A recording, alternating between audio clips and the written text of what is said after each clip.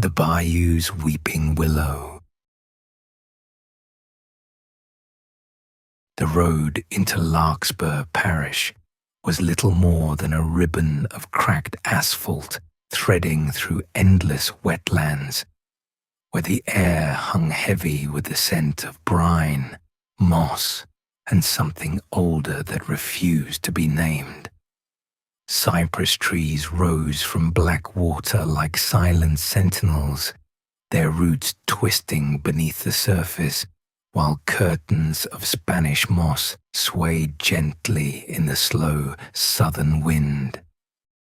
The sky above seemed perpetually dimmed, as though the sun itself had grown reluctant to linger over the bayou.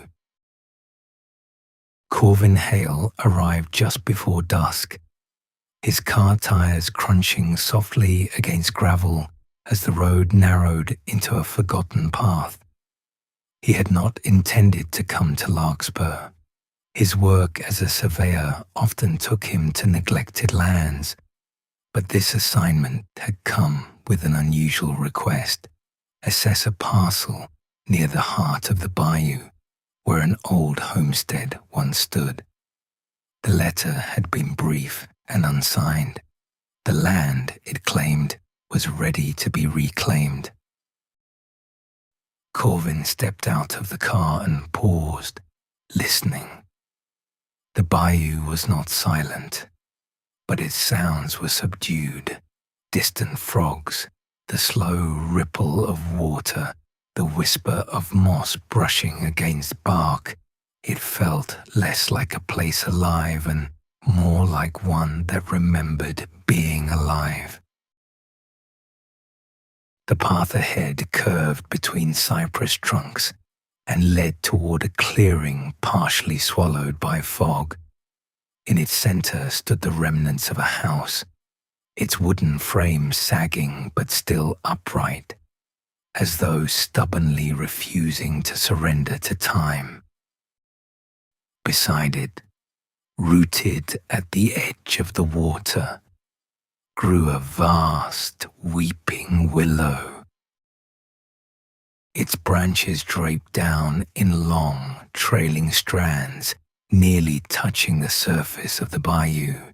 The leaves stirred even when the air was still, rustling with a faint, almost rhythmic sound that did not quite match the wind.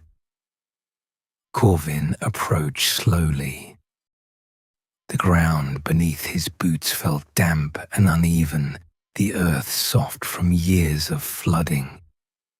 As he drew closer to the willow, he noticed something unusual. The bark along its trunk was deeply grooved, but within those grooves were faint patterns, lines that curved and crossed in ways that resembled script, though not in any language he recognized. He reached out to touch the surface, but hesitated just before his fingers made contact. A low sound drifted through the air. It was not the wind. It was softer, almost like a sigh. Corvin withdrew his hand and turned toward the house. The door hung loosely on its hinges, creaking faintly as it moved. Inside, the structure was hollowed by time. Floorboards sagged beneath scattered debris, and the walls bore the faded outlines of where furniture had once stood. Yet, despite the decay, something about the place felt preserved. Not intact, but held, as though the bayou itself had chosen not to let it fully disappear. He set his equipment bag on what remained of a table and began his work, noting measurements and sketching the layout of the property. The sun slipped lower, its dim light filtering through the willow branches and casting shifting shadows across the clearing. By the time he finished, twilight had deepened into a muted grey. Corvin considered returning to the main road, but the distance and the encroaching darkness made the idea impractical. Instead, he decided to remain in the house for the night. It would not be comfortable, but it would suffice. He lit a small lantern and placed it near the doorway. The glow illuminated the threshold and a portion of the clearing beyond. The willow loomed just outside, its long strands swaying gently. For a while, nothing happened. Then, sometime after midnight, Corvin woke. He did not remember falling asleep, only that he had been lying against the wall, listening to the quiet hum of the bayou. Now the air felt different. He sat up slowly. The lantern still burned, though its light had dimmed. The shadows it cast were longer, stretching across the floor in unnatural angles. From outside came a sound, a soft, continuous rustling, not the random movement of leaves, but something measured, intentional. Corvin stood and stepped toward the doorway. The clearing was bathed in pale moonlight, the fog low and shifting across the ground. The willow's branches moved more actively now, swaying in a slow, deliberate rhythm. And beneath them, something stood. At first, he thought it was another tree, its form obscured by the hanging leaves. But as he watched, the shape shifted slightly, separating itself from the trunk. It was tall and slender, its outline indistinct, as though composed of shadow rather than substance. Corvin felt his breath catch. The figure did not approach. It remained beneath the willow, partially concealed, its presence anchored to the tree itself. The rustling grew louder. Then came the sound again. A sigh. Longer this time.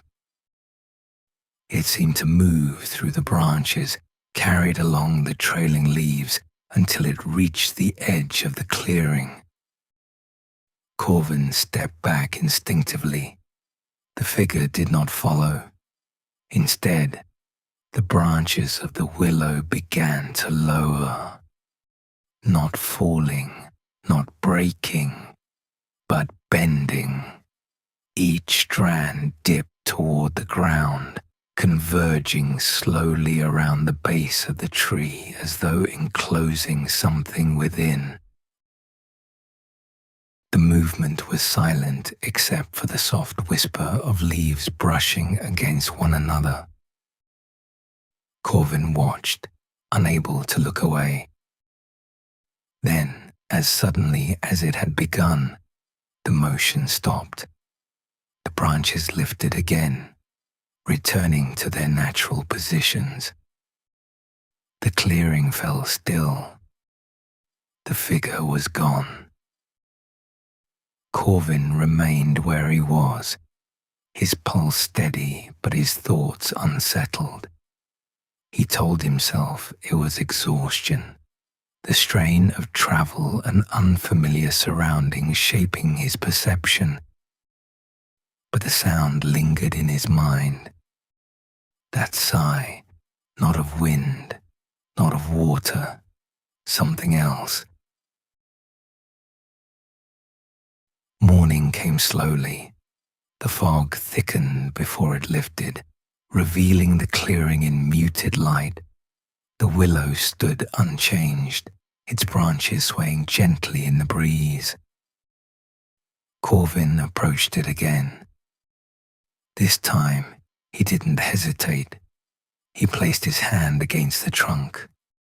The wood was cool, almost damp, and beneath his palm he felt something unexpected. A vibration, faint, rhythmic, like a heartbeat. He pulled his hand away sharply. The sensation faded instantly. Corvin stepped back, studying the tree more carefully.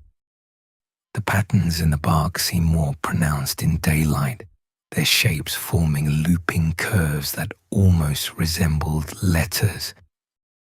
He retrieved his notebook and sketched them quickly. As he worked, a voice spoke behind him. "You felt it, didn't you?" Corvin turned. A woman stood at the edge of the clearing, her presence so quiet he had not heard her approach. She wore a long, weathered coat, and her dark hair was tied loosely at the back. Her expression was calm, though her eyes held a depth that suggested long familiarity with the place. "I didn't hear you arrive," Corvin said. "Most don't," she replied. She stepped closer, her gaze shifting briefly toward the willow. "You shouldn't stay here after nightfall." Corvin gestured toward the tree. "What is it?" The woman paused before answering. "A memory," she said. "That doesn't explain what I saw." "No," she agreed. "It doesn't." She moved to stand beside him, her attention fixed on the trunk. "This land used to belong to a family that believed the Bayou could hold what the world tried to forget," she continued. "They built their home here because of this tree." Corvin frowned slightly. "A tree?" "They thought it listened," she said, "that it could carry grief, keep it from spreading." Corvin glanced at the carved patterns. "And these?" "Names," the woman replied, "or what remains of them." He felt a chill that had nothing to do with the damp air. "And the figure?" The woman's gaze shifted toward the water. "It doesn't leave the tree," she said. "It never has." "Why?" She looked back at him, her expression steady. "Because it was never meant to." The words settled heavily in the quiet space between them. Corvin closed his notebook. "Then why call someone to reclaim this land?" he asked. The woman studied him for a moment. "To see if it could be taken," she said. "And can it?" She shook her head. "Not while the willow remembers." Corvin looked again at the long, trailing branches, their movement gentle but constant. "What happens if it stops?" he asked. The woman did not answer immediately. Instead, she stepped back toward the edge of the clearing. "Then the bayou forgets how to hold it," she said softly. "And it goes where?" She turned slightly, her figure already beginning to fade into the surrounding mist. "Wherever memory is weakest." Before Corvin could respond, she was gone. He stood alone once more beneath the weeping willow. The air was still, the water unmoving, and yet, as he listened closely, he heard it again. A sigh, soft, endless, carried through the leaves of the tree that never truly slept. Corvin left Larkspur Parish before dusk that same day. He filed his report with minimal detail, marking the land as unsuitable for development.